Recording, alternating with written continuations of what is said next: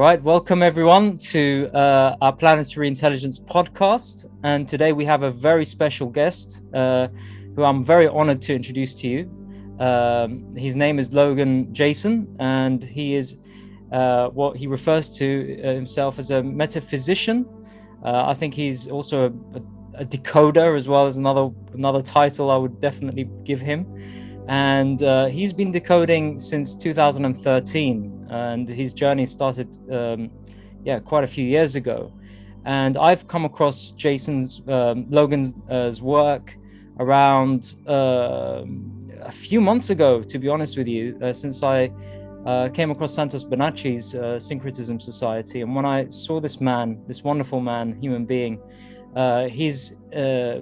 his ability, his insight, his foresight into decoding and using various methods as the Chaldean system and so on, the playing cards, the tarot, the medicine wheel cards, which I'd recently discovered through him. It really opened up a whole new portal of decoding my reality, my own reality. And it's really enriched my life since I've come across his work. So without further ado, I would like to introduce you to Logan Jason. Logan, thank you so much for taking the time and coming on here to do this with me. And it's so great to join forces with you, brother. Thank you. Yeah, thanks for the great intro, man. It's a pleasure, man. You know, like joining forces with like-minded people. So. How did your journey start? What got you into, the metaphysics and decoding reality? What made you start? What was the catalyst? Well, I was in real estate back in like when the huge real estate market was exploding.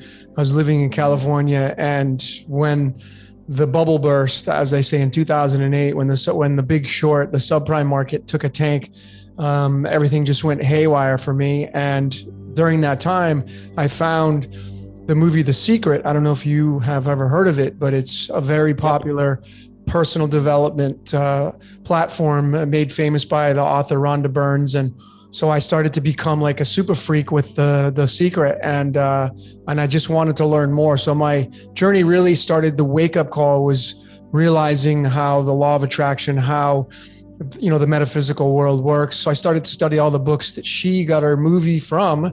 And then I got into Bob Proctor and Born Rich. And I was on this huge hiatus of personal development and learning how to become an entrepreneur, learning from entrepreneurs. And that just kind of led me naturally towards numerology. I don't know how that transition happened, but then I was able to move into the metaphysical world, which is the mystical arts and astrology. And it just tumbleweeded from there into astrology, studying as many different layers as I can, getting into the playing cards, the tarot. I have so many different mentors and teachers that I could sit here and thank, but these people were students of life, just like we all are. And we're just kind of like, I've learned that we're all DJs of life. We're just cherry picking exactly what we want to make the truth as our own. And that's what I've come to now, is to encourage people to decode who you are and why you're here. It's the most important thing that we can do beyond decoding how this reality works and the machinations of it, because that's really going to come down to a lot of theories and things that we cannot prove. But I think people want to know about what the hell you're doing here, right? And then, really this world is all about you.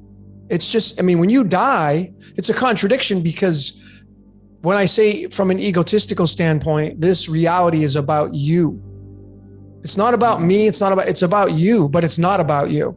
So in essence, we want to learn about who we are and why we're here, to raise, as Santos says, raise the charism, raise the frequency, raise the consciousness, and then allow other people to do what they got to do. And it's all gradients. It goes from black to white or white to black, and it goes in stages. So making the truth your own is the very best principle that I have learned and adopted as my own. And it really set me free, because you may not believe the same things that I do, but who's right?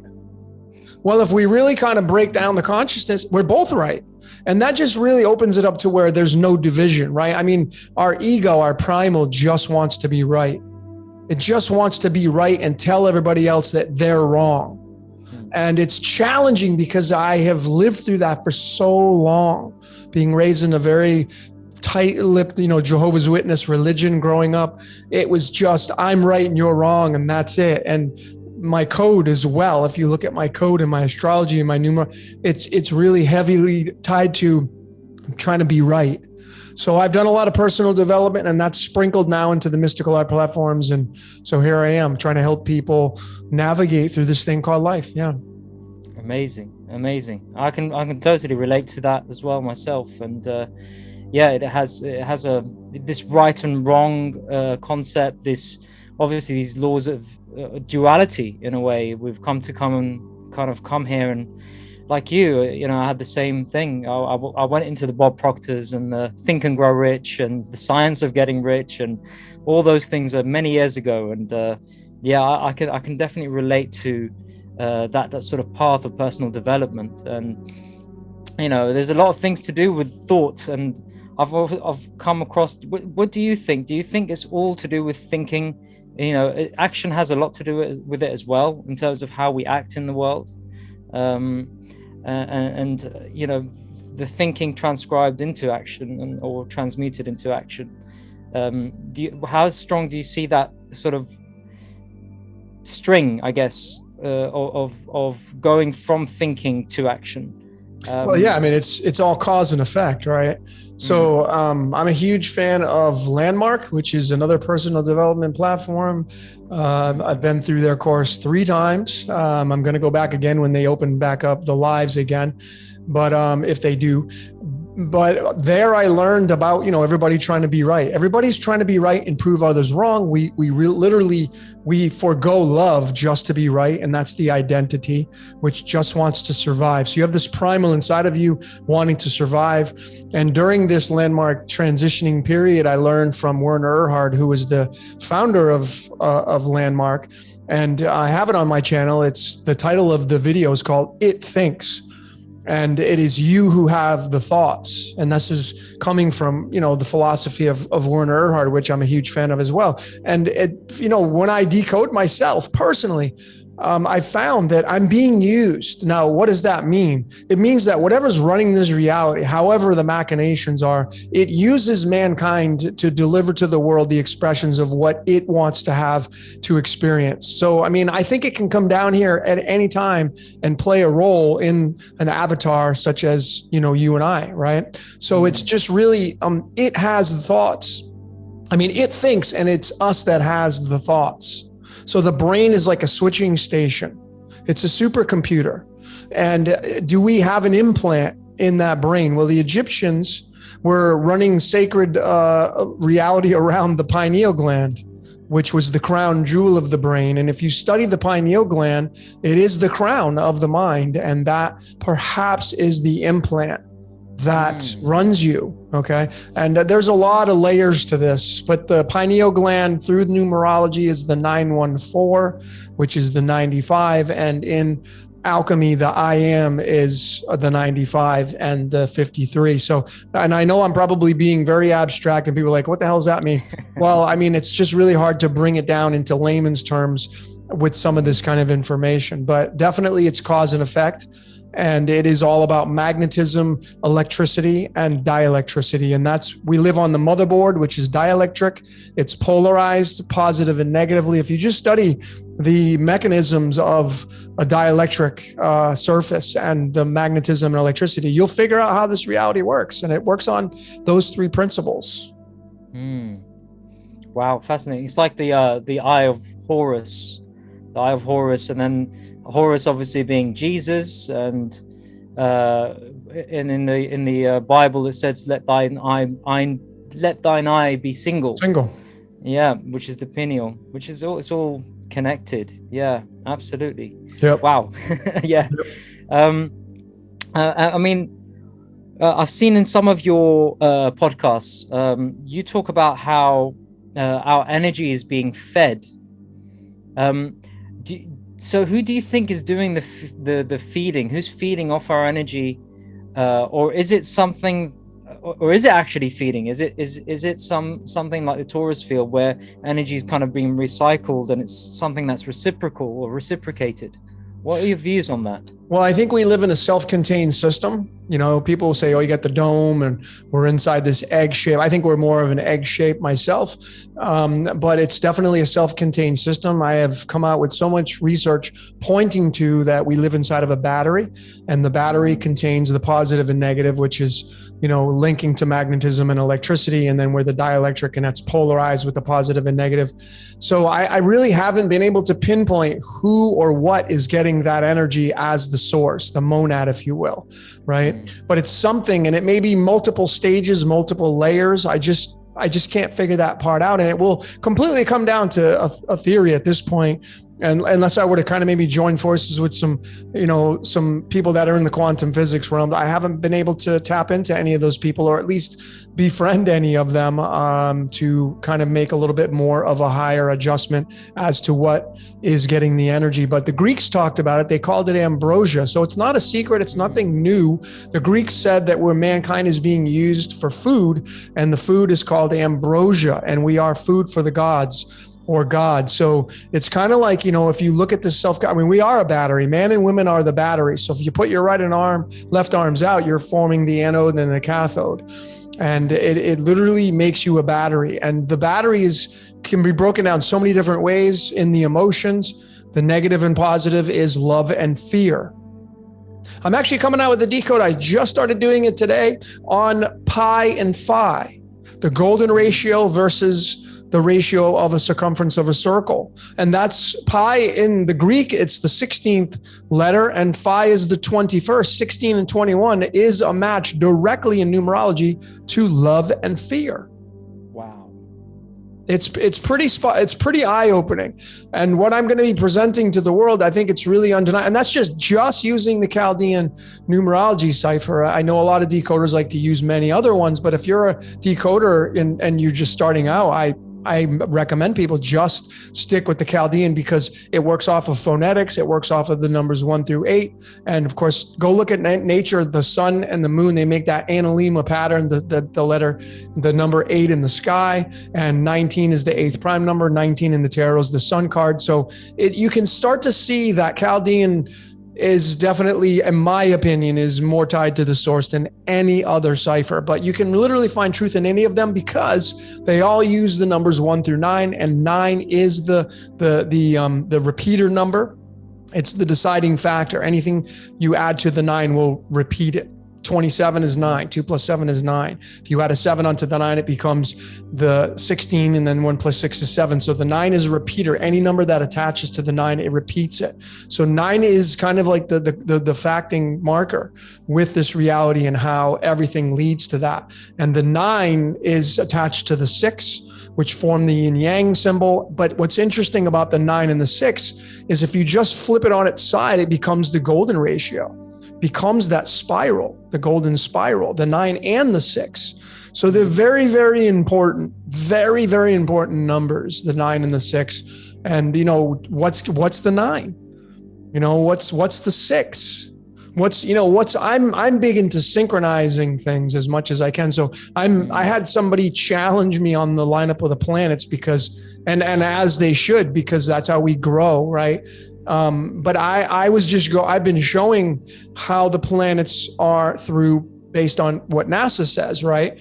And, NASA says that Saturn is the 6th planet, which runs the third, which obviously they're saying runs the third eye, right? But what has the great red spot on it, which is the all-seeing? Jupiter does. So is Jupiter the 6th planet, and Saturn being the crown, which has the rings, and it puts it at planet number 7. And then you get into Judaism, which heavily favors Saturn, and their 7th day of the week is Saturday, which is Saturn's day. So there's so many ways to go with this. And I don't have a freaking telescope. I don't know about you. I don't have a telescope that has the technology to look out there and see the lineup. So we just can theorize with this stuff, but it's fun to theorize. Oh, absolutely. But it's not just theorizing. I mean, it's quite accurate in the way to theorize around it, based on these, ancient systems that we are using, like the Chaldean system, like the astrotheological systems. And I mean, you saying the playing cards being older than the tarot. I had no idea that was the case either. You know, that wasn't that blew my mind. I was like, really? I thought the tarot was way older. Nope. But you know, nope. Yeah, lo and behold, it's way older than that. And yeah, it's fascinating. It's fascinating, Logan. I mean, you also talk about how life is scripted, and I see this kind of reoccurring in your talks, in your podcasts. How, I mean, you can't deny it. I mean, when you go through enough of your videos, and I recommend for the listeners to go through, I'll put the link below on the description to Logan's channel. When you go through enough of his his videos, you'll be able to see there is definitely a script running here. I mean, so if our lives are scripted, do we script it ourselves, or is it pre-scripted? This is what's freaking me out, Logan. That's the question of all questions. I mean, you're going to have some people that, I mean, I have a friend who reads Akashic records, you know, past lives. She says that we choose the script before we get here. Well, then we pose the question, does that mean that serial killers and child molesters choose their life before they get here to experience that reality? Right. So that's a big dagger in that Akashic records, theory. You know what I mean? And so I look at it like, I have come to the conclusion this reality is just not real. I mean, it's real to us, but it's not real to whatever's remotely controlling it. I mean, we play video games. People that do, they use a remote. We use a keyboard to write our so below. Well, what's our as above? And are we just the television screen and the so below for the as above? And it's not real. I mean, how many of us watch a movie and you'll cry, you'll get emotionally, it's not even real, and you're getting emotionally attached to a character, or getting angry, you're getting mad, and it's not even real. So, you know, does it just stop here in this reality? I think not. So this would describe how and why suffering is allowed, because it's not real. You got to understand, it's like, okay, think about it from an abstract. And again, this is completely theoretical, right? So if you're the creator of this reality, and you write the script, you write the game, maybe you want to come down and play it. I mean, you know, do you think that people that, like this supplement right here, right? Do you think the people that made this supplement, do you think they've used this supplement at least one time? Of course they have. The people that make your cell phone, do you think they're like, whoever created Samsung, do you think they've played with a Samsung cell phone? That'd be ridiculous for them not to. So why is it so, like the guy that created Pac-Man, did he play Pac-Man at least once? Of course he did. So why was it so far-fetched to think that whatever created this reality is not playing out this game itself? Of course it makes logical sense. As above, so below. So, you know, and so we're when we get this theory perhaps in our minds, and we look at how reality is scripted, as I've been showing, well, then, you know, how else are we to wrap our minds around this? What other conclusions can we come to? And then it would explain why suffering is allowed. You see, we go through these ages, and this is nothing that I'm coming up with originally, Golden Age, the Dark Age. The oldest known religion, the oldest known text is not Christianity or the Bible, it's Hinduism. It's Hinduism, which is, you know, Buddha and, you know, and Brahma and Vishnu and Shiva. It's not a monotheistic religion. Okay, it's not. So, but then people that are in Christianity, oh, they're gonna smash and they're gonna say that's not the right one. Well, who makes you the judge? Who are you to judge? You know, so, you know, it's the architect or architects wears many clothes, many wardrobes. And if it's been here for eternity, never created or destroyed, can you imagine how many games and scenarios it's seen and played out? Endless, limitless. So if you have a game that's perfect all the time, rainbows and unicorns flying around, it would get boring. So you would need some kind of variation to mix it up. And that's where you get your dark age. So you start off with, you know, like I give the scenario of the golden age. You buy a brand new car, you go to the dealership and you test drive the car and you're like, oh, and you have that pride of ownership. And you can't wait to buy, and you do the paperwork and you sit down and you finally do the deal and you drive off that lot with a brand new car. And you got that pride of ownership. And you're like, no, you can't eat my car. You can't drink. Don't bring that cup of coffee in my car, you know? And it's a brand new car. So you have no problems driving it anywhere. It's not going to break down. But over time, what happens? You conform to it. You get tired and bored with it. The average person trades their car in every 3 years. That's why leases have become so popular. So when you correlate this scenario with the architect, like it starts off with a brand new car, the game's brand new. And over time, it gets bored.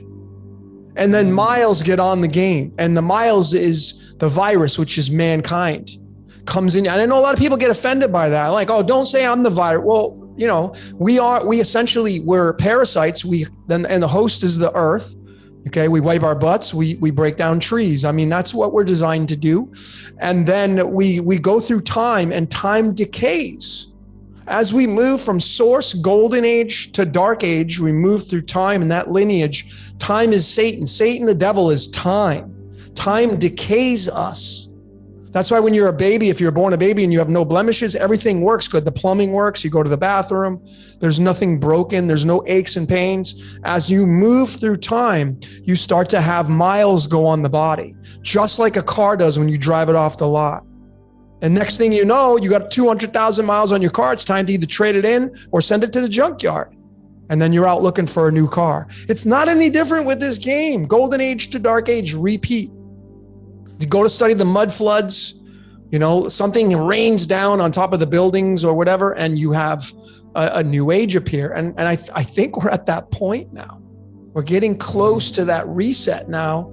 And, you know, I have no fear with this now because, you know, I know that death is just a doorway to another dimension. Personally, for me, that's what I believe. But I encourage all of you listeners to make the truth your own. It's up to you what you believe. And it very could be that you're creating your own fractal, and you will essentially move through that fractal at the end of your lifespan. Not mine. What I see, I may move into that. It may be different for me. You know?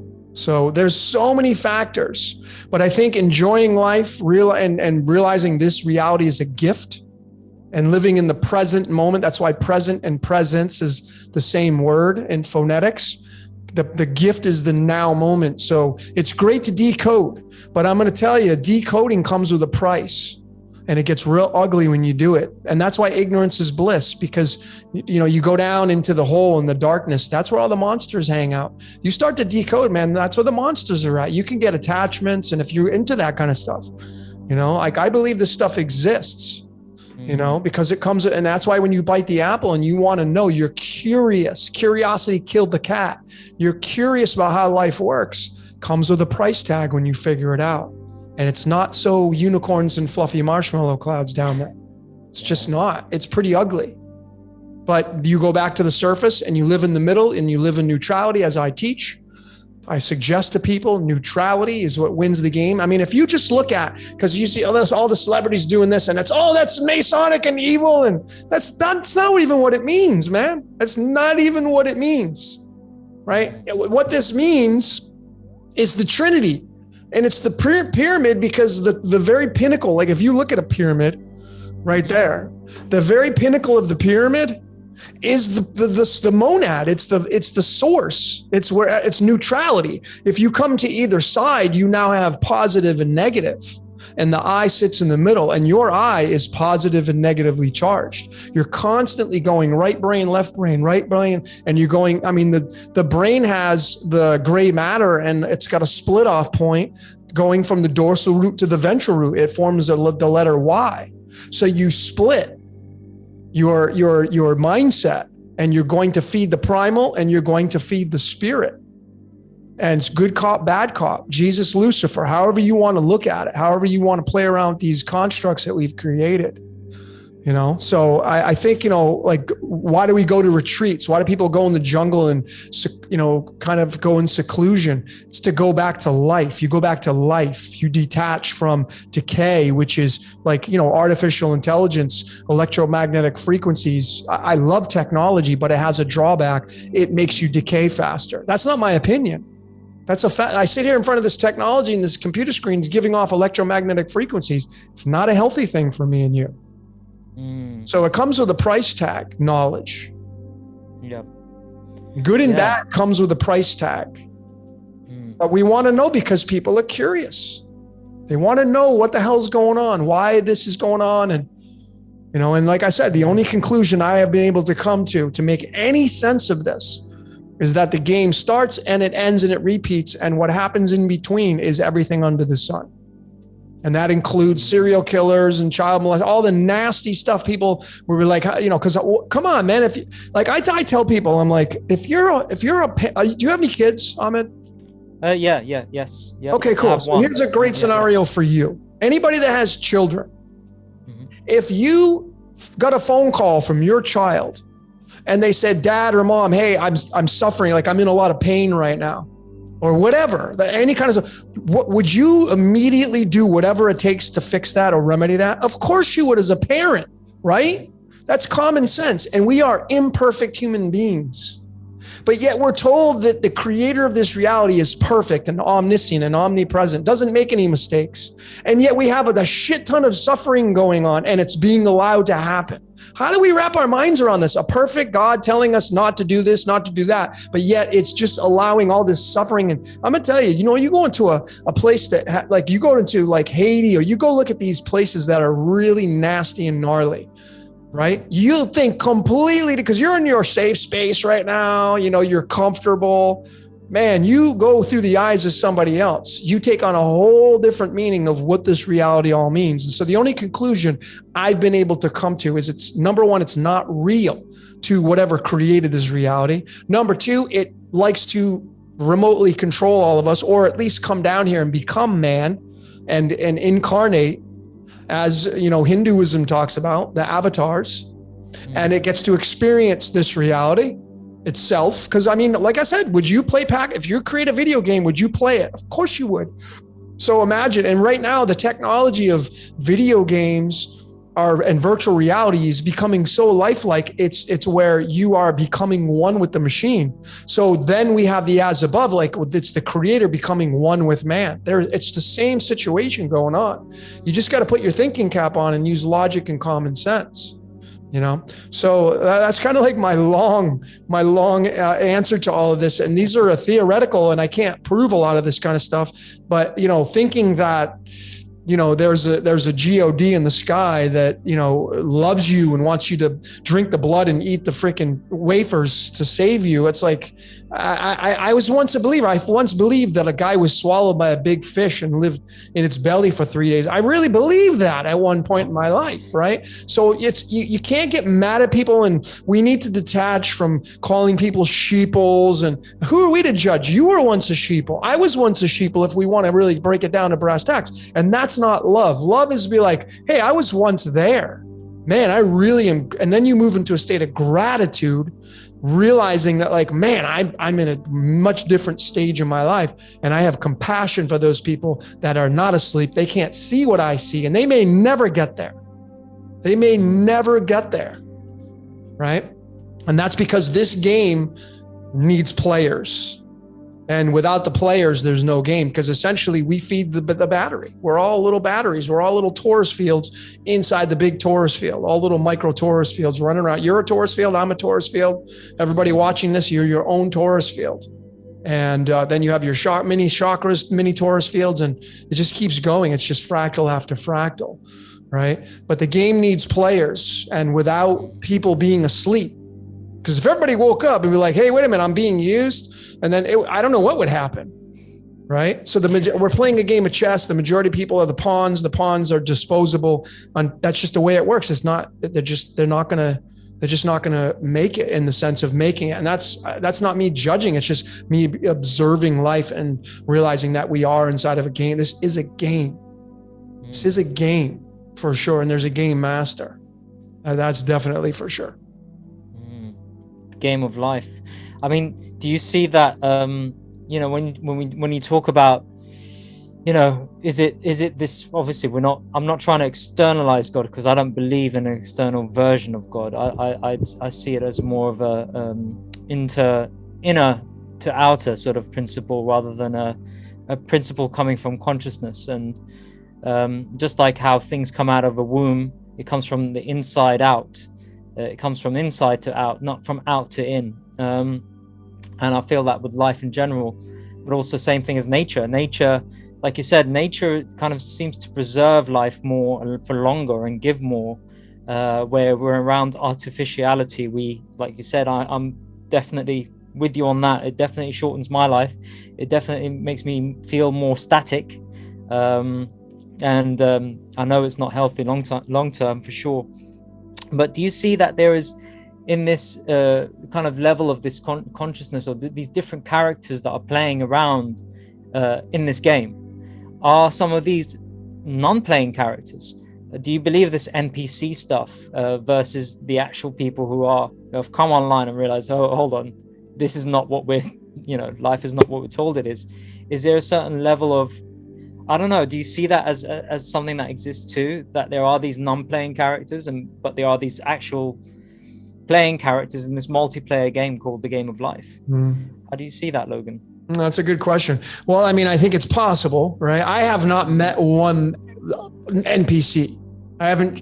Maybe I've shaken hands with somebody, but I don't know personally someone who says, yeah, I'm an NPC. Who's going to say I'm an NPC?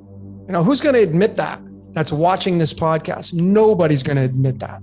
Right. So I think it's possible though. Yeah. I mean, we have cloning. I think cloning is definitely on the table. Maybe the cloning is the NPCs, and the more you clone, the more watered down you get of a human being. And then you become non-emotional. And now you're just strictly going off of probably a straight up fear. I mean, if you study nature, I mean, I'm here in Mexico, tons of crocodiles, man. They don't play around. Like they're on complete instincts of fear. They just strike, and they're just all about territory, and they're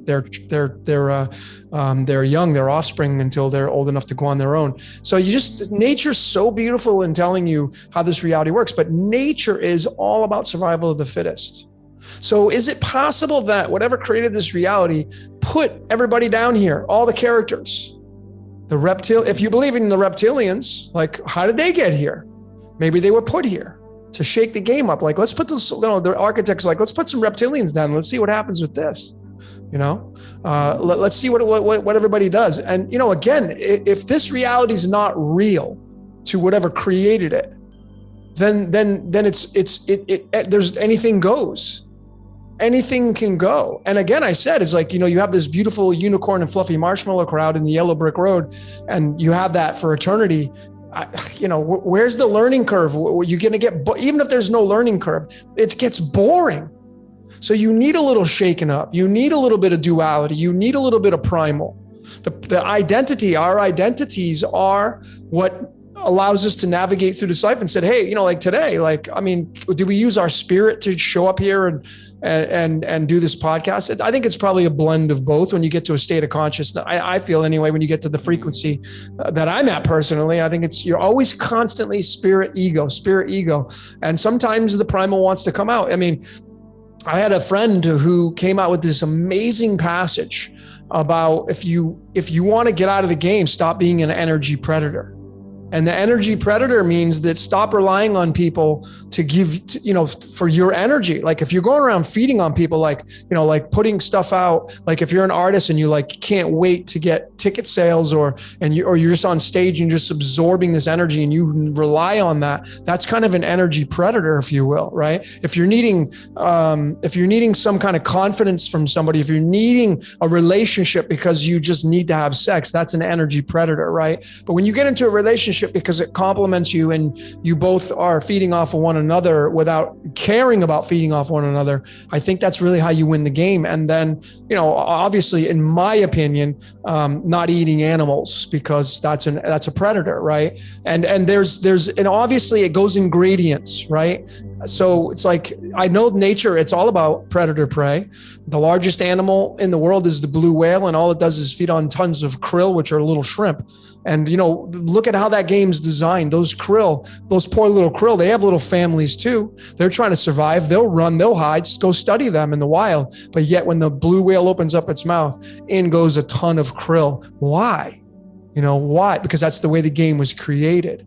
Right. So I think when you become very aware of your surroundings, and you become grateful of your life, and you stop becoming an energy predator as much as you possibly can. I mean, I don't think you can eliminate it completely, but I think there's gradients to it. I think that's really how, and live a life of neutrality. Don't judge, let people do what they got to do.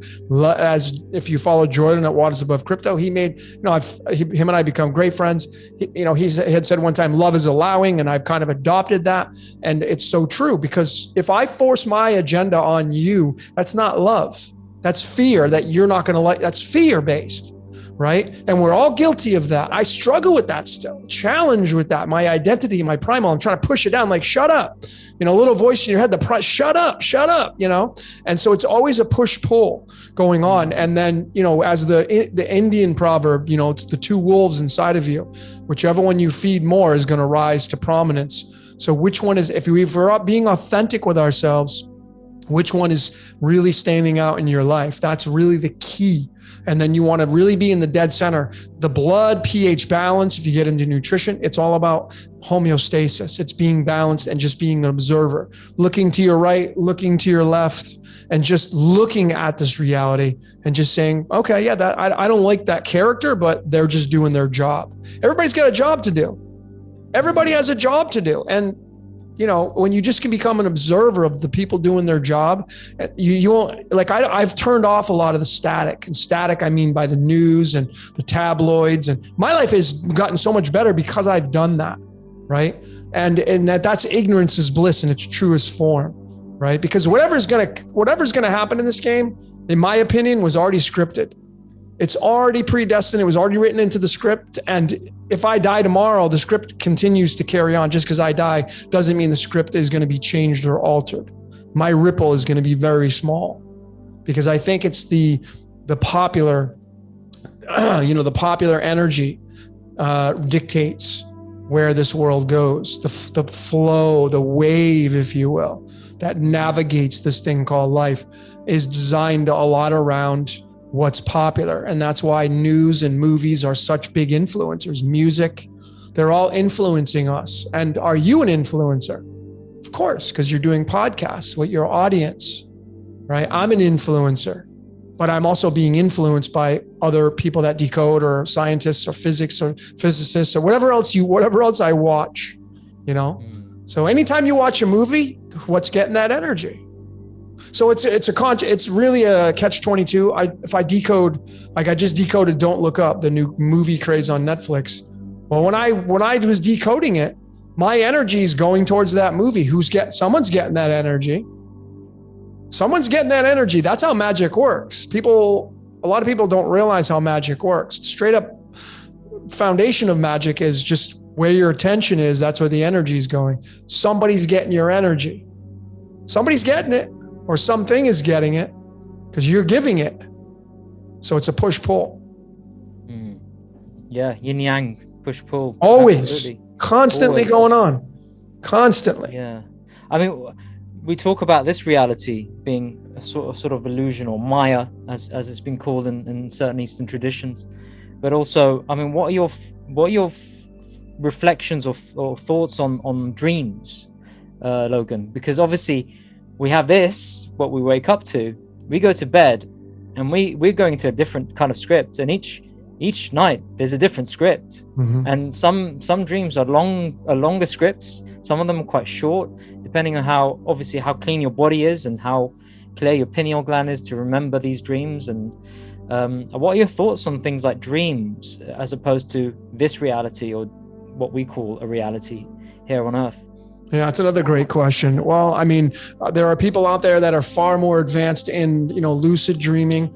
Think about the word lucid, Lucy, Lucifer. But anyway, it gets really interesting when you look at the phonetics of these words. But I've studied some books on it. I just never tapped into that where I could realize that I'm dreaming. But yeah, you have the awake state and you have the dreaming state.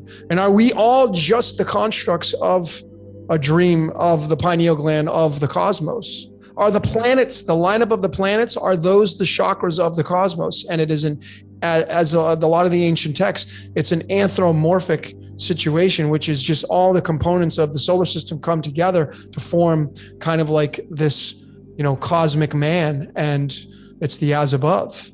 right? And it just works in unison. And we're the micro of that. And really, we're kind of like a distortion, if you will, because, hue is light. So we're light being slowed down into physical matter. And when you become a human, it's a distortion, so to speak. It's a distortion of the ripple, the flow of energy. And now you cause resistance. So when you look at Ohm's law, which is just voltage, resistance, and currency, well, mankind we are the resistance in the currency. The currency flows, we end up getting in the way of that currency, and it has to go through us, and we absorb that currency. So perhaps, and we're being polarized through the positive and negative on the dielectric plane, which is the motherboard called Earth. I mean, just going back to the whole dream state, I know you said that, but just what are your personal sort of thoughts on the... I get a little sidetracked, yeah. Just to go back on the dream. Well, I mean, I think that we have these two states, awake and dreaming. I mean, I love sleeping myself. I've always been a fan. I try to get 8-9 hours a day. I look forward to going to sleep.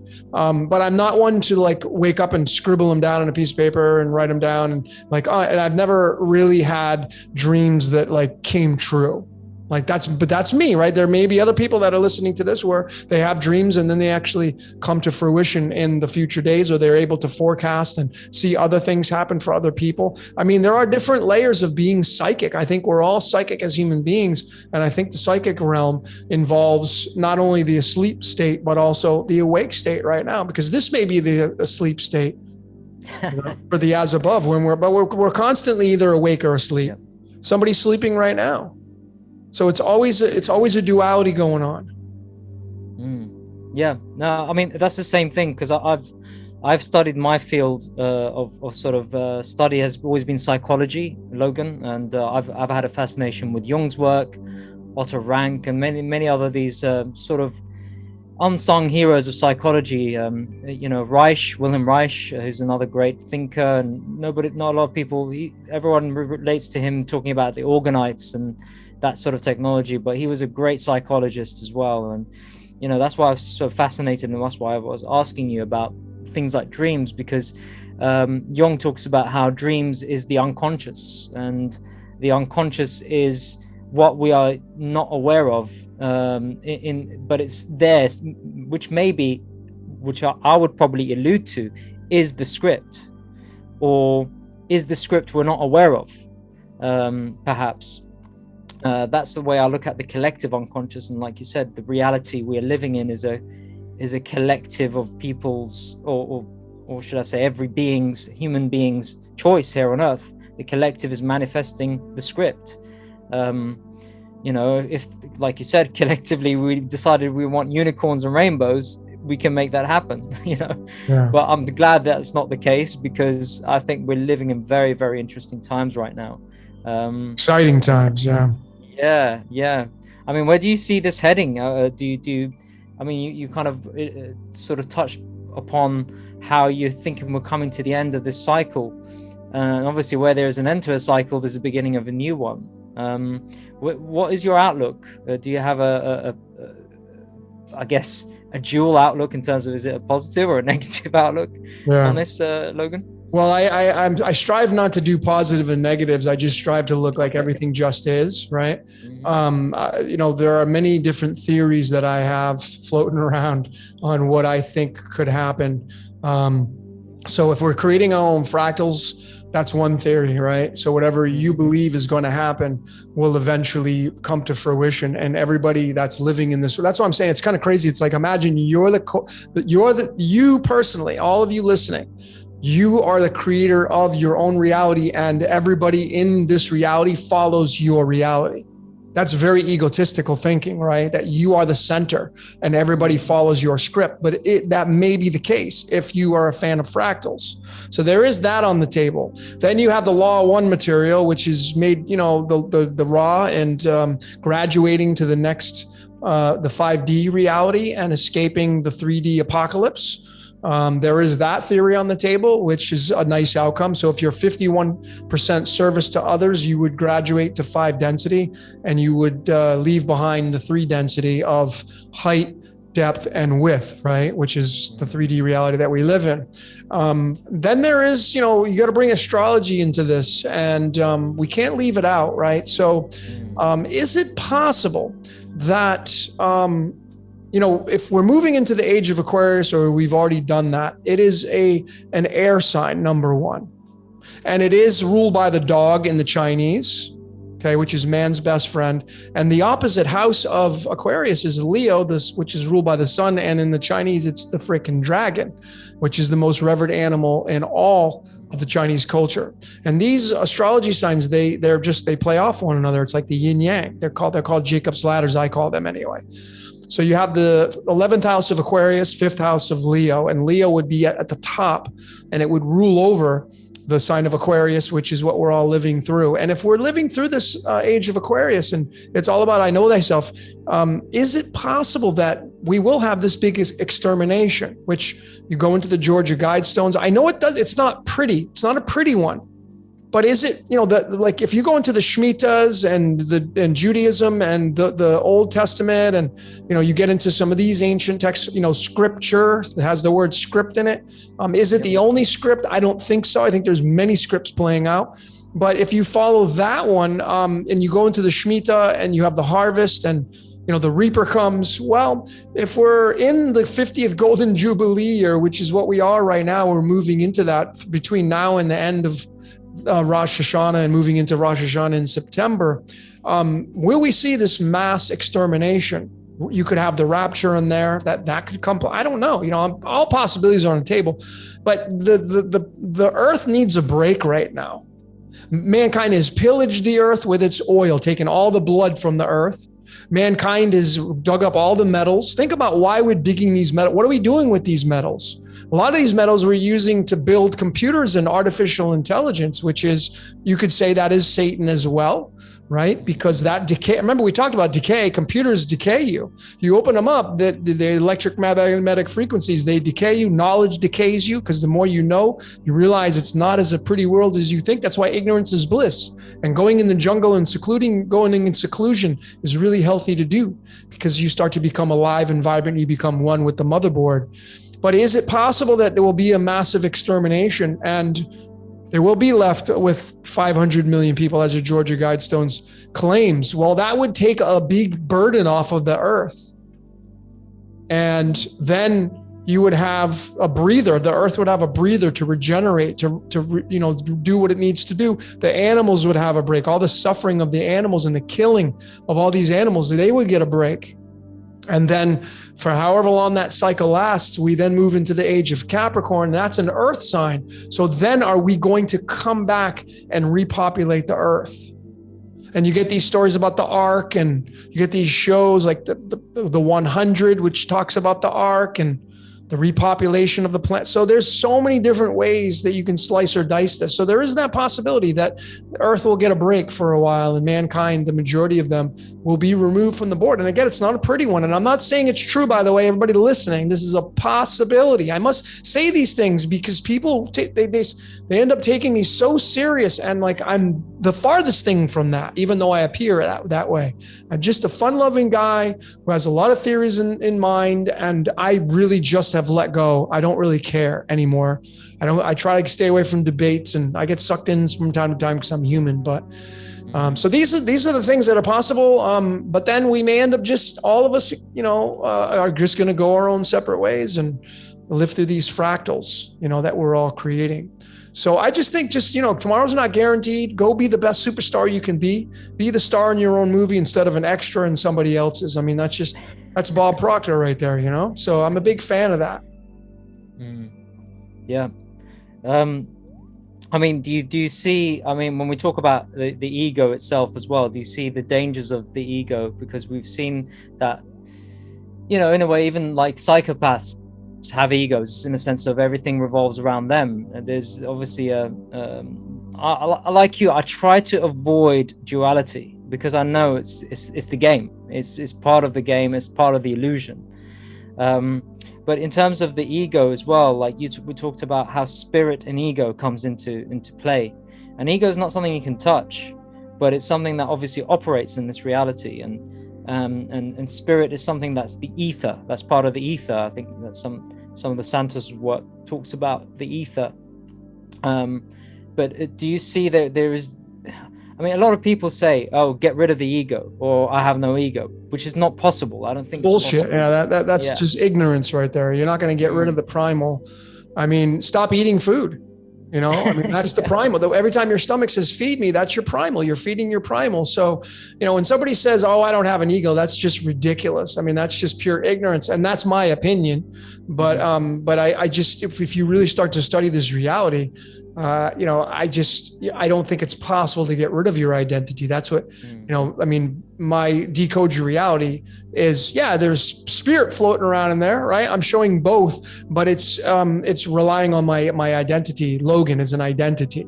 I identify myself like, hey, my name's Logan. That's an identity, right? But it's going to have both spirit and ego. I think taming that, as I mentioned, you become less and less of an energy predator. Make sure you're being, you know, surround yourself with love on all accounts with all animals. Like I'm in a state of teaching gratitude, being a gratitude junkie. Like, and I'm talking about like, you know, loving all creation, being in that state of gratitude, being involved in the gift of life. When you walk outside, I mean, we're stone cold killers, Amed. Like you walk outside, you're constantly killing things. You can't help it, right? Because there's things you can't see and you're walking in the dark.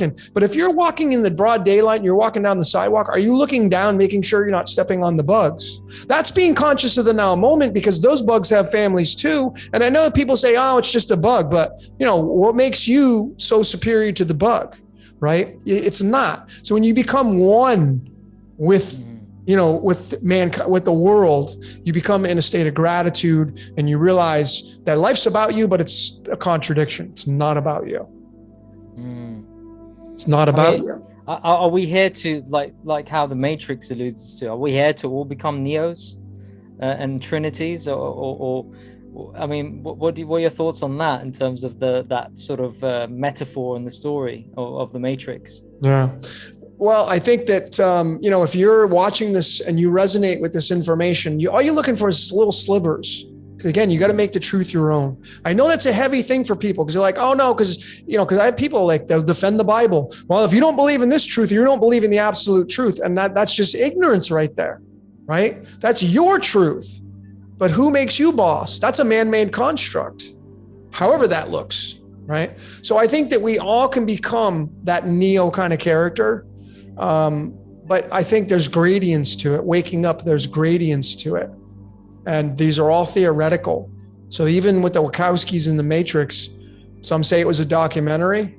I kind of side with it a little bit. I don't think it's absolute, right? But we use it as a bridge. We use it as a parlay into other things. And we can start to, and again, it's a matter of what do you believe? Because, you know, and then letting people do what they got to do, you know, not force it on people. Like, yeah, stand your ground. That's cool. I do it all the time. That's using your ego, by the way, ladies and gentlemen. When you stand your ground and say, you know, don't come here, don't tread on me, that's your ego. So I just think it's, I think we definitely have all the ability to become the one, but I think it's a matter of waking up, and the one would be right here anyway, because these two eyes are your little devils. You know, as I have said, you got the two black suns there. Your pupil is the black sun. It takes in the light. It doesn't give off any light of its own. It's there to absorb light. But when you close those eyes and you go within, it's this eye that you can block out the outside world and get rid of the illusions. We've all been duped. We've all been deceived, not by this, but by these. So that's why meditation is such a valuable tool to go into on a daily basis. What's the most profound decode you've come across in your time decoding? What was the one that really kind of freaked you out, or kind of gone, wow, this is crazy? You mean a decode that I've done, or I've? Yeah, that you've done.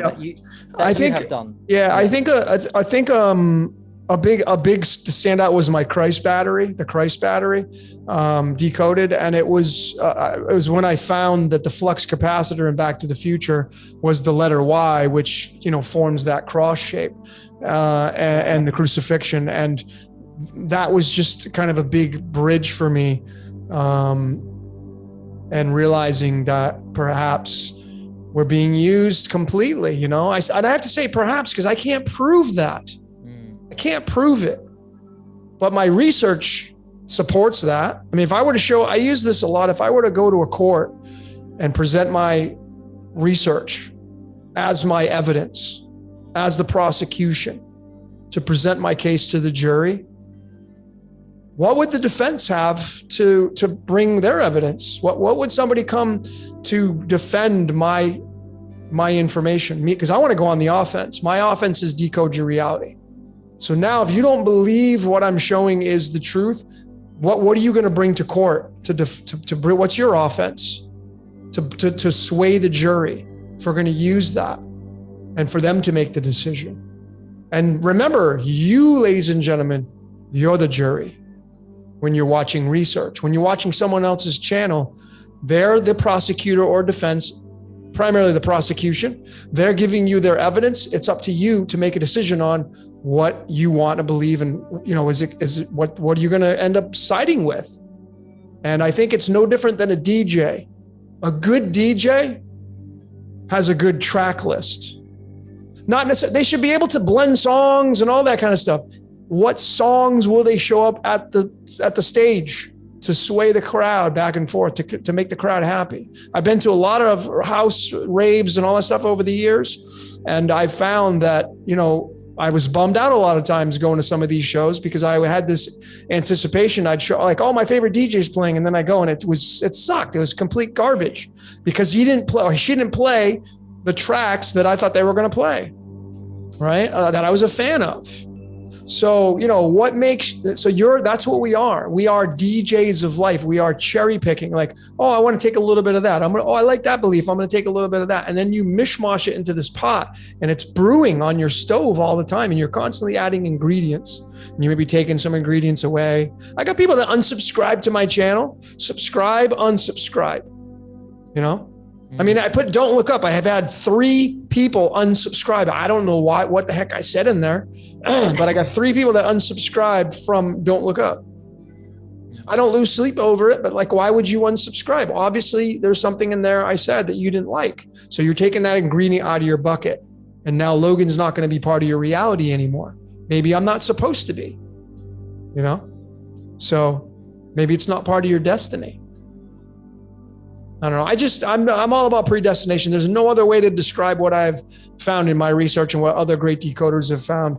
This reality is scripted. It's predestined. It's the only way to wrap your mind around it. That's why all the ancient texts, Golden Age, the Dark Age, the Bible, Genesis, Revelation, it's telling you the same story. It has a starting point, it has an ending point, and then it will repeat.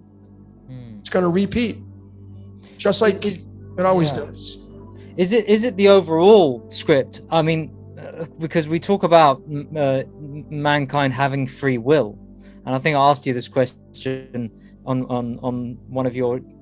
I mean, this is how we first managed to interact. But just to kind of go into that question a little bit deeper, do you feel that there is I'm going to try and frame this question in the right way. So we have the script. It's predestined. It's scripted. Okay, we've established that through the decoding. But where does free will come into play? Is it like a video game where we have the illusion of choice, meaning it's free will, or is it a free-for-all universe, world where you can just do whatever you want within the laws of physics, of the material matter that you live in? Yeah, those are great questions, and this is just going to come down to an opinion, a theory, right? Yep, but if you just look at a video game, right? You put on Madden NFL, you don't press any buttons. There is no movement. There's no game. Pac-Man. If you go put a quarter in the machine and you don't move that joystick, that ghost is the ghost is already programmed to move to attack Pac-Man. And if you don't move, if you just sit in the center of that game, you will die. You will lose. You'll get your 3 lives and that'll be it. Donkey Kong, I'm just naming off games that I played as a kid, growing up. Yeah. Star Wars, Space Invaders, you don't move, you're going to get killed. So, I think grabbing that remote, but are we being controlled remotely?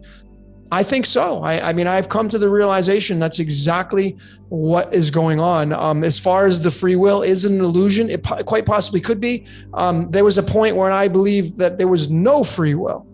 Everything's calculated, right? So like then people say, well, I'm just going to prove you wrong. I'm going to get in my car and drive to the gym, or I'm going to go to the store right now and get myself a bag of chips or whatever, just to, but how do you know it's not your higher selves doing that just to make you stay in the game? Like, and the game is fun because you're like, oh, I want to go have spaghetti tonight. That's the fun part of the game, right? And then there's that the illusion? Maybe. I think rather than debating whether or not we have free will, just go discover what the hell you're doing here, right? That's to me is more important than anything.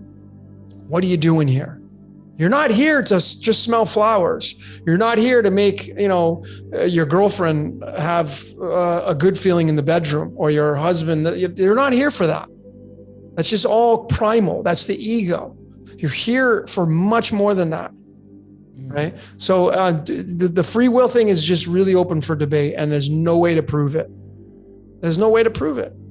It's just not. Yeah. I mean, 2000. Yeah, The Mysteries of Life, 2000. I mean, I know it's a movie, so we can't think everything is true from a movie, but the Adjustment Bureau 2011, Matt Damon, he comes in there and he says, oh, you think you got free will? Come on. If we gave you free will, you would have already killed yourselves. You would have already destroyed the planet. I mean, think about the radicals. People, right? I mean, think about the crazy people that we are grown to see and hear about. What about those characters? So, I mean, I think that, again, it's not this is a simulation. It's a game. It's being controlled remotely. Just how much is being controlled, I can't prove that. I personally think that the architect or architects want the whole fallen angel story and that story was the angels had eyes for the females. It's all about chasing the tail, man. It's all about the masculine chasing the feminine. It's all about the testosterone chasing the estrogen. It's ridiculous.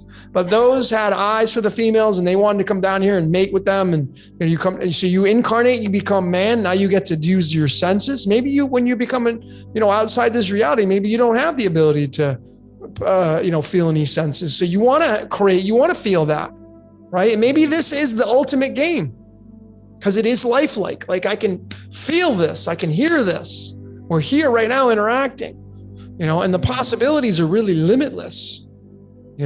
So who knows what really the truth is? And I guess we're either going to find out, and that's the duality as well. We're either going to find out or we'll never find out. Yeah. So, but I'm just open for anything at this point. I just enjoy life. I'm grateful that I'm here and I'm enjoying my gift. Absolutely, brother. I'm with you 110%. Yeah. That's what we should be, feeling grateful for life. And life is for the living, so you come and live and do the living, and don't be a chump, basically. So I'm actually fascinated when you just referred to the whole thing about the player controlling, because in a way, if with the ego or whatever, the ego is like the interface then, and it's the character in the game, and then obviously the one sitting behind the screen is the one playing it, But like you said, it could be fractal. It could be in an infinite level of players playing the game within the game within the game, like a Russian doll type of thing, but it's endless. Totally. So that's something that really kind of blows my mind as well as a possibility. But have you ever had an experience like that? A kind of an experience? Because I've had, but I just want to see if you've had any sort of experience where you've realized the player in your consciousness. Have you ever had an experience like that, ever, Logan, at all? I'm kind of having a hard time like realizing that I'm a player. Is that what you're? No, realizing that there's someone playing you. Well, yeah, playing your character, you as Logan. Yeah. I mean, look, if I have decoded my life from top to bottom, and I'm not even scratching the surface, and all of my notions are moving towards the fact that my life is always been completely scripted. And so just with that, I'm totally okay and I've let go. And, the little conversation that we have with the little voice in our head, like the little voice in your head that's talking right now with all of you and listening in the audience, whether you like this or not, whether you agree or not, it's your identity. It's that runs you. So this little voice in your head, I have conversations with it. I don't know about you, Amed, but I through my whole life, as far as I can remember, I've always talked to myself out loud, and I've had to limit it when I go in stores because people think I'm probably nuts, like 5150. You know what I mean? But I do it all the time when I'm not out. And again, so it's just the funny thing about this example. Yeah. This shows and proves to me that life's about looking good, because if I didn't care, I would just go out there and look like a nutter. I would just go out there and talk to myself all the time and have a conversation with myself. And people would be like, but no, I don't do that. So my ego's like, no, let's keep this quiet because I don't want anybody to know that you're talking to me.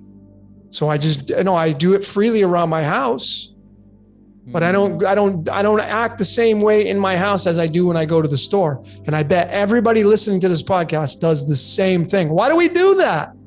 Because it's the little voice in your head. It runs you. It owns you.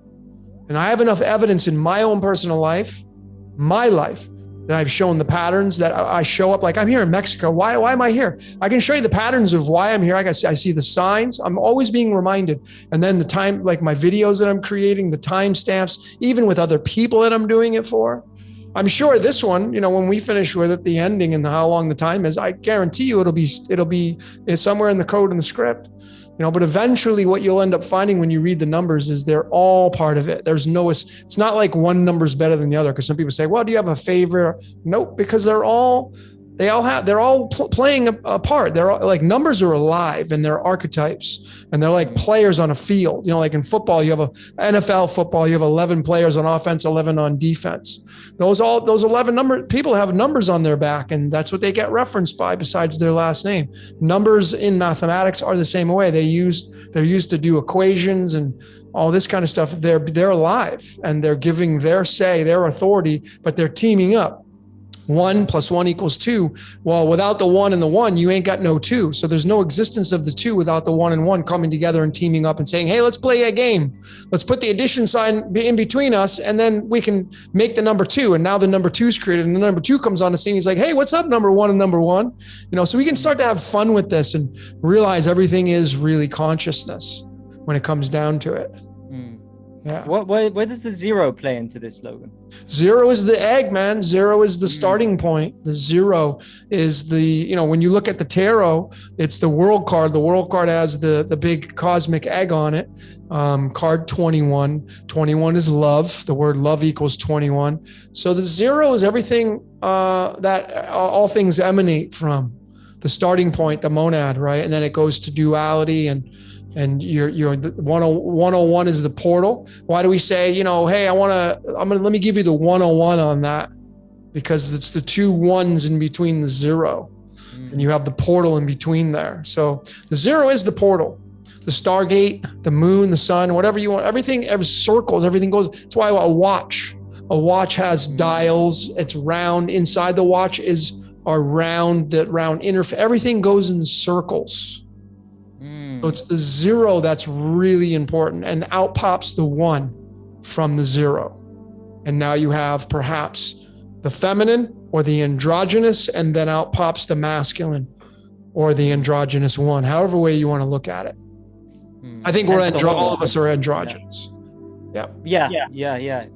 And also hence the horns of the devil. You said we all come here to be little devils. Little devils. Yeah, we're all little devils. That's we have the black. Can you explain that a bit more, just to kind of? Absolutely. So we're all sinners.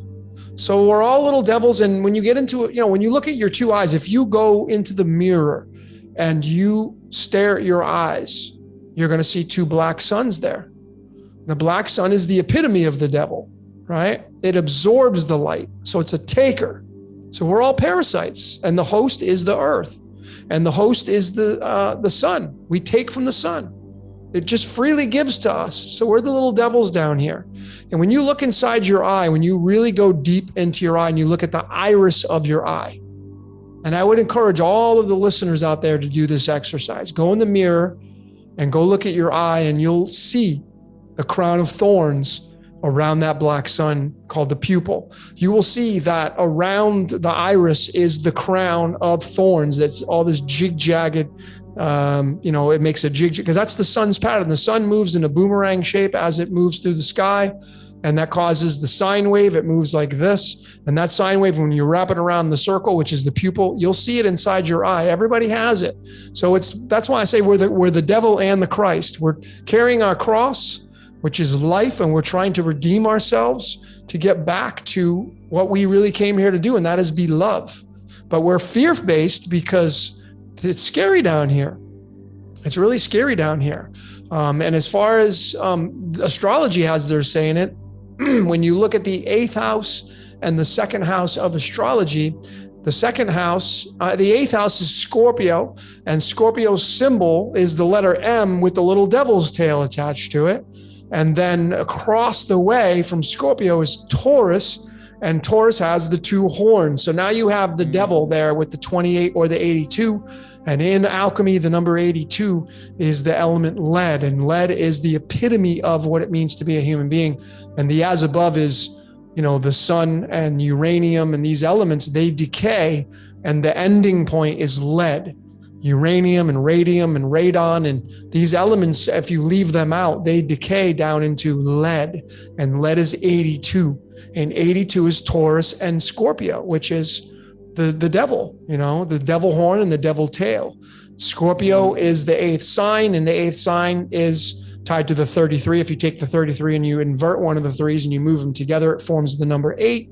So 33 essentially is Scorpio, which is the devil's tail. And that devil is the 33 vertebrae that run up the spinal cord. Some people have 34, but 33 is the magical number, which is tied to Scorpio. Yeah. In a way as well, we have the old saying of the alchemy of turning lead into gold. In a way, is that what you think we're here to do? To turn our lead into gold? Yep. We're being used for our energetic frequency. That's why the Vatican has the silver and gold key on it. They're crisscrossed, because silver and gold is where it's at. Silver is the most electric element on the periodic table, and then the 67th element, called holmium, is the most magnetic. And of course, as fate would have it, Keanu Charles Reeves is in numerology 67, and Carrie Ann Moss is 47. They're the epitome of the magnetic and electric universe that we live in, masculine, feminine. Can't deny that. I mean, it's right in your face right there. And did they base the characters off of these 2 elements, 67 and 47? Maybe they're in the know-how of this, but then you get into the other crazy, ridiculous things like their latitude, longitudes, and birth cities. It just goes so deeper and deeper, and then it just gets retarded at that point. So, but it really is all about lead to gold. So lead is 82, lead is 79. 82 plus 79 is 161, and 1.61 is the golden ratio. So it's all about the golden frequency, the gold currency. Beautiful. Wow. I can't thank you enough, Logan, for this conversation. It's been so enriching to have it with you. And, and I would love to do this with you again. I would obviously want to go away and obviously see and kind of study more of your work, because I'm still new to it. But I've just been so overjoyed and so grateful for just to be enriched by this great conversation with you. Is there anything you would like to add towards the end of our talk here? Well, what's your birthday? Just your month and day. Oh, me? Yeah. 9th of December, 1982. Let me just check my.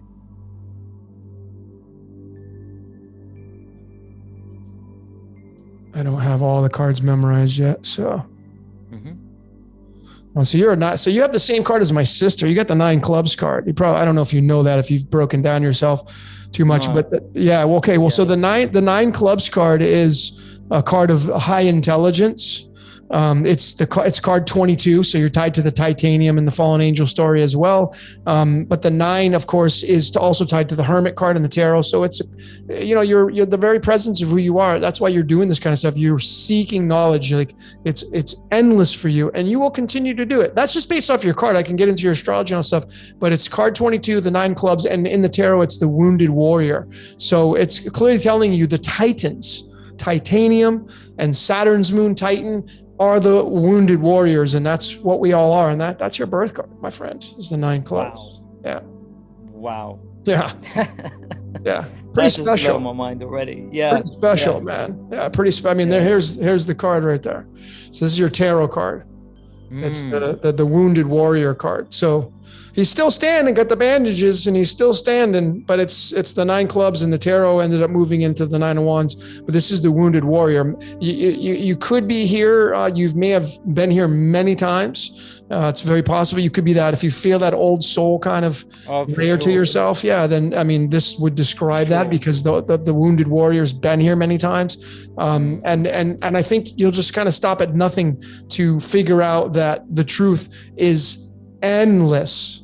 And when you get down to these layers of the rabbit hole, you look around and you like, it's lonely down here.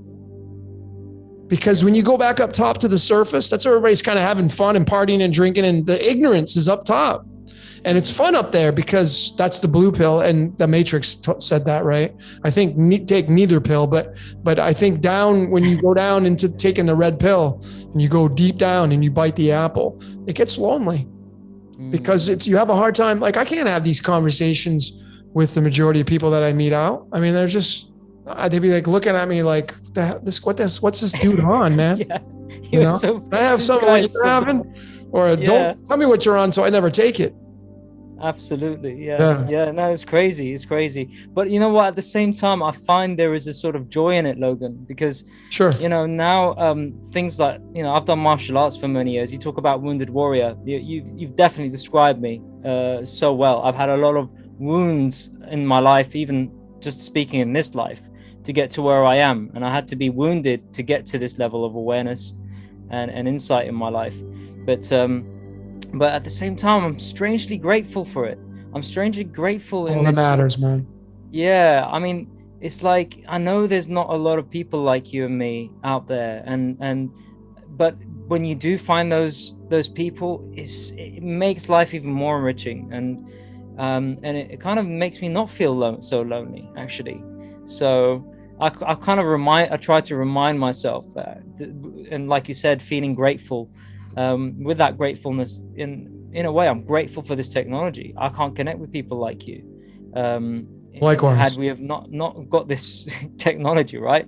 So, in a way, I'm kind of glad, even though it is the case, that it is a lonely place down here.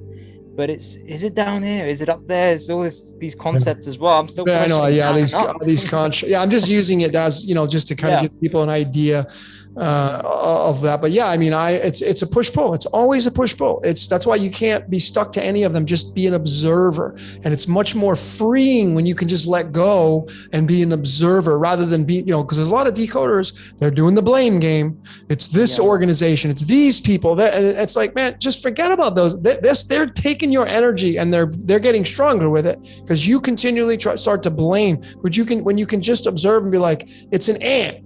Right? It's just an ant. The ant's not going to come bite me. It's just a wasp, or it's just a spider. It has every right to live just like you. And without the villain, you ain't got no superhero. You don't have a job. People that say I'm a light worker, well, you better make best friends with the dark, because if you don't make best friends with the dark, you ain't got no freaking job, dude. So you got to make friends with the dark. You know what I mean? Absolutely. And that's just how it is down here in this reality. So you got to live from both, man. You got to live from both. I see this as part of the whole New Age movement as well, as people talking about light and love and light and light and love. And I just, and then you look at them and you realize, what is it about the darkness you don't like? Because too much light will blind you. And that's the other danger of light. And what light are you talking about anyway? Is it light in terms of the light we see, or is it lightness? Is it a weightlessness? Is that a light? a form of enlightenment, to enlighten the load, so to speak. Isn't that what enlightenment is, as opposed to love and light? You know, not to say love isn't something, but people have this warped version of what love is as well. So totally. Well, I mean, if you just study the periodic table and you study the air we breathe primarily nitrogen and oxygen. Nitrogen and oxygen make up about 9%, according to what I've read, of what we breathe. Nitrogen is 7 on the periodic table, oxygen is 8. So we have the 7 and 8. And if you study the pH scale, 7 is homeostasis. And the blood that we have pumping through our bodies on the alkaline scale is about, it runs very, very tight, like 7.3, 7.4. It doesn't deviate. It's slightly alkaline, not like way in the 13, 14. Like if you're going to be all about light and like, you're going to die, man, you got to be just slightly alkaline. That's why the law of one, 51% service to others. You can't be just give all yourself and then neglect yourself. You neglect your identity, man, you know, like, or your body or whatever, man, you're going to pay the price. So you need both. And I think you just be slightly, but yeah, love always wins, because the new car will always beat out the car in the junkyard. No one's going to pick out no one's running to the junkyard saying, yeah, I want to buy that off the lot, please. No, they're running to the new car lot to buy the new car. And that's what always wins. They're looking to buy new wardrobes, new pair of shoes, new deck of cards, new computers, new cell phones. They're not looking to buy things that are broken or cannot be fixed. And that's exactly how this reality works. It works off the same mannerisms. Golden age, dark age, repeat. And the cycle begins. But we're born and then we die, and then it repeats, the regeneration of that. I mean, if you just go look at the division of a cell, it's 1, 2, 4, 8, 7, 5. It's right. It is right. It forms the damn DNA on your calculator or dial pad. It leaves out the numbers 3, 6, and 9. If you follow the scope of nature, the splitting of cells, it goes from 1 to 2 to 4 to 8 to 7 to, you know, so it's interesting how nature, and then it makes up a photon and light, and it's just, if you just look at that stuff and then let go and then discover your code and stop doing the blame game, stop thinking that, you know, these people are out to get you, and they're doing their job. Yeah, they're out to get people, but if you don't give them any attention, I don't give any attention to these people. And my life is grand because I've made it that way, because I made the decision to do that. Right. So, but not everybody has that path, but I think a lot of people can design it that way. Maybe through the free will, they can take a look at their life and like, where do you got to shave off your life, the cancers in your life? Like some people hang out with cancerous types of people. They hang out, you know, and then you become like them. And then now you're really dark. So then you say life sucks. I don't like life. Then you don't look at it as a gift anymore, because it does suck for a lot of people. Life sucks for a lot of people because they have succumbed to, you know, the more the primal, the ego, and it just wants to stay alive. Your spirit doesn't need anything from you, but yet it's going to stay alive. Your primal needs to be fed, needs to have sex, needs to be a predator. And that's why I'm very fond of what I had said earlier, is that when you can let go of becoming an energy predator, life takes on a whole different meaning, and you can just be more of an observer, and it just gets so much better. Yeah. Yeah, I mean, that's what fascinates me about, I think the other day, because I'm into plant medicines as well, and shamanism. I've been practicing that for a while. And nice. During the ceremony and coming out of the ceremony, working with mushrooms, psilocybin, I had a realization about the word good and evil. So good is obviously another anagram for God, because if you take but somehow they said they put the goo in the God to make it good. The anagram for evil is veil. It's a form of a veiling. So evil can be a veil, and there is a good can be some sort of goo that's godly, perhaps. I don't know. I'm just trying to play around with these anagrams. But I had that realization, especially with evil, it's an anagram for veil, and that really stood out for me as a decode as well, being a veil. So, you know, is it a veil? Is it an illusion? This whole thing of when we see things, the evil in the world, but don't we need it? This veil, this veiling. Yeah, it's things to ponder on. Yeah, I think a lot of it is a bunch of crap. I think a lot of things that happen in this world are staged, and they're not really, like, if we want to say real, like you and I are really here doing this transmission. Like, that's a fact. That's not like my opinion. That this is really going on. But that's why I say our eyes deceive us. That's why we're little devils. So you got to be careful and there's a lot of things that go on that are not real, or they're not the way they're perceived to be on the world stage. And why is that? It's all about influencing you. And then that may be creating the strong narrative of the direction of this world and where it's going. But is it being run by man or woman? That's the big question.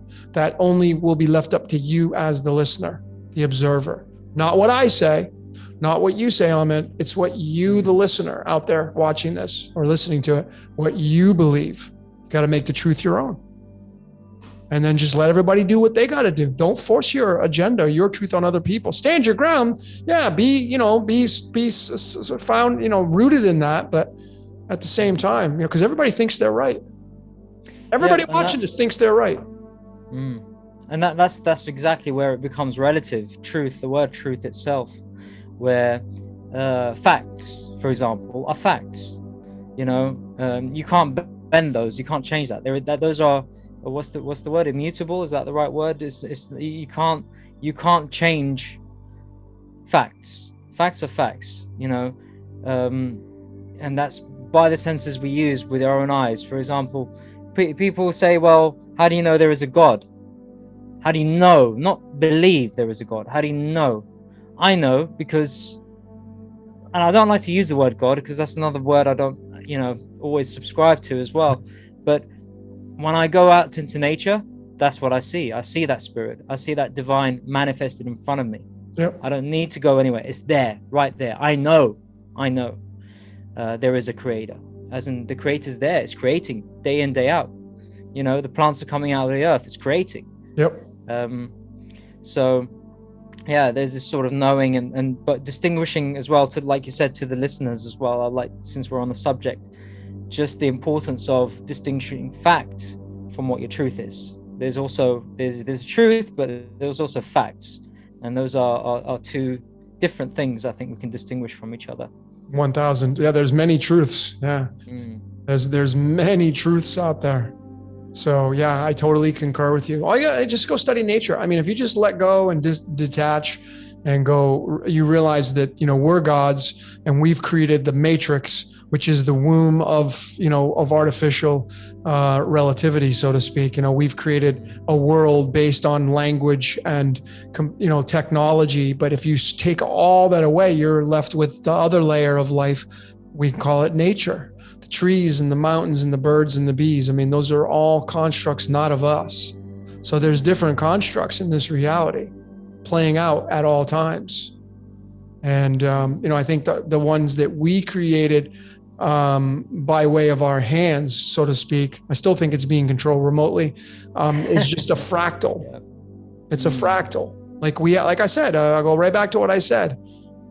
The computer that we look into, we created it, mankind did, and it's our so below. It's not real. When you go to the movies, it's not real, but yet you'll cry and get mad at that screen.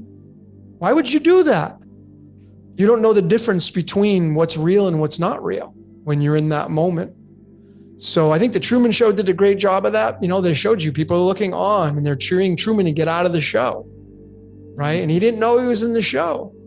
But they're cheering him on to get out of that show. And that was the fractal of he's been the so below, they're in the as above, whatever that looks like.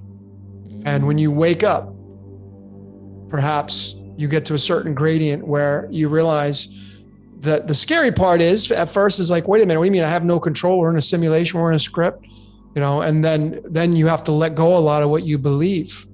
And that is your identity. Your primal does not want to let go of that, because the more you let go of, which is nirvana, reaching nirvana is not having any beliefs.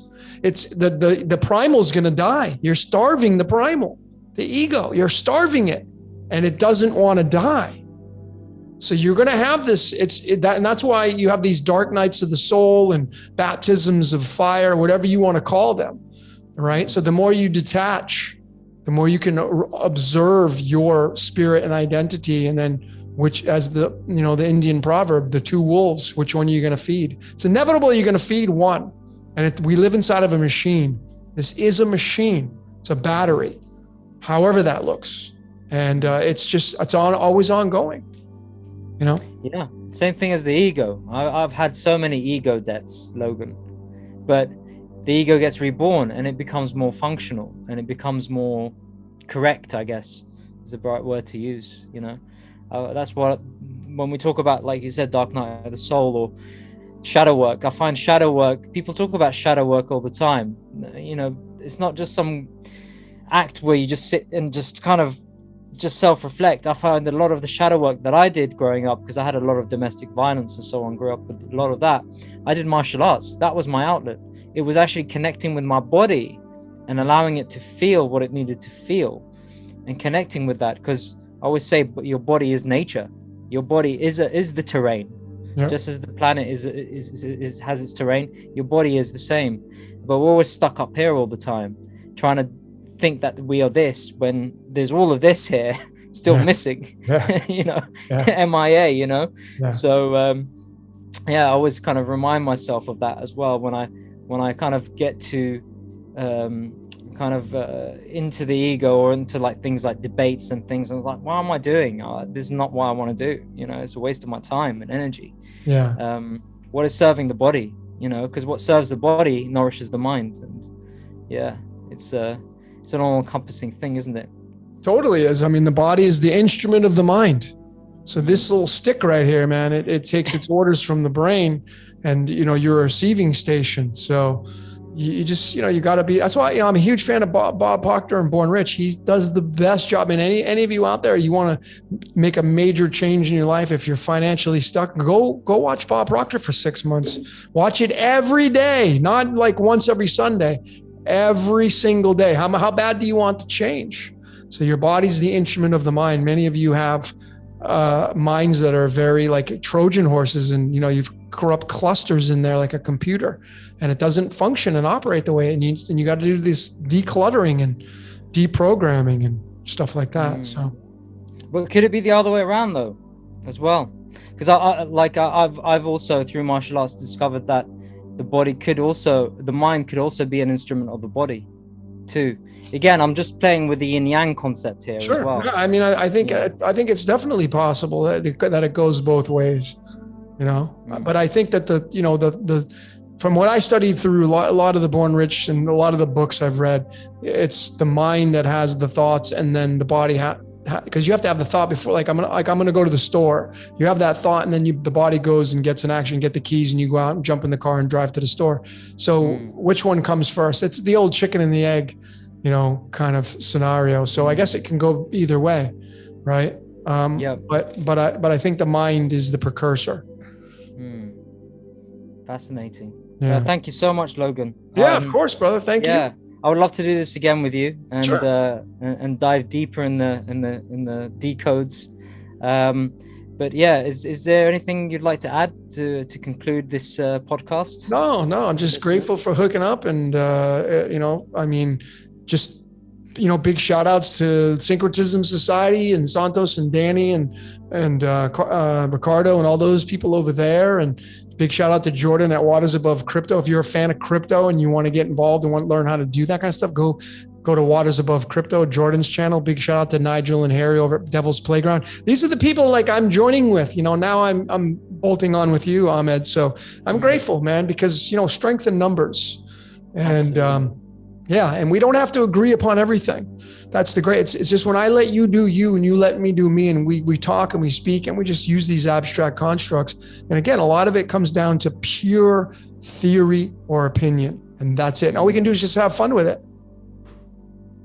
Like Beautiful. They do in the movies, man. They just make a script out of it. They bring in some actors or actresses, and then they play it out and they put it on the screen. So I mean, we're living in a big damn movie. We're living in our own Truman Show.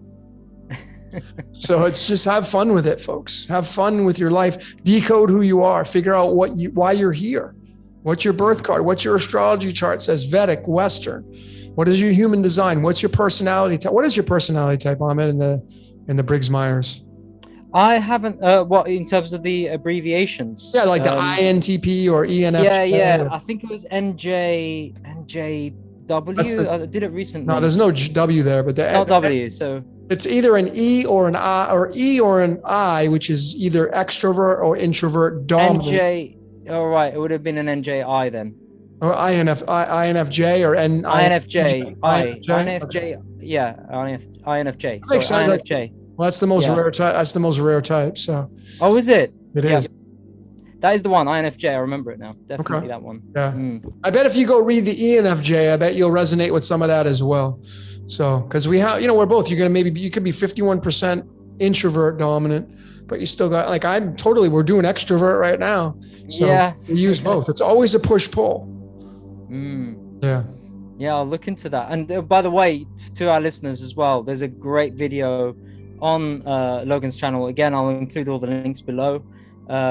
Called Decode Yourself. It's so fascinating. It's I've started on the process of decoding myself, and man, it's like, this is never ending. It's never ending. I got a new one coming out. So oh, cool. Yep. I'm coming out with my actual system that I've given it called Life Coding. So those of you that want to know really who you are and this can be anybody that's on a budget, because I know sometimes readings can get a little bit pricey, but you can be your own guru. You can go within and just use the internet for all your resources. And I'm going to show you how to read your charts unlike no other. It's super simple on how to create your own code, because that's what you are. You're a snowflake. So yeah. Love it, man. Love it. Yeah, thank you again. And and so this script ends. Thank you very much. The script ends. This part of it does, yeah. This part of it does, yeah. Oh man, thanks so much. Yeah, man, all the best. Much love to everybody out there. Thanks for watching.